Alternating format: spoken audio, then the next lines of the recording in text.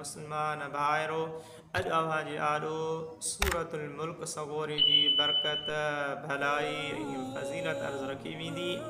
नबी करीम रऊफ़ुर रहीम सल्लल्लाहु ताला अलैहि व आलिहि वसल्लम फरमाइन था सूरतुल मुल्क कबर जे अज़ाब का छोटकारे ॾियारण वारी सूरत मुबारक आहे।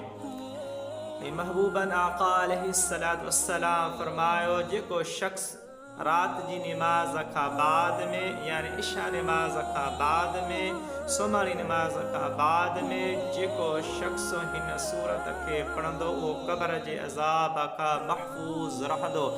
पाण करीम आका अलैहिस्सलातु वस्सलाम वधीक फरमायाऊं त इहा सूरत मुबारक पढ़ण वारे जी शफ़ाअत कंदी आहे ऐं उन जी शफ़ाअत क़बूल कई वेंदी आहे।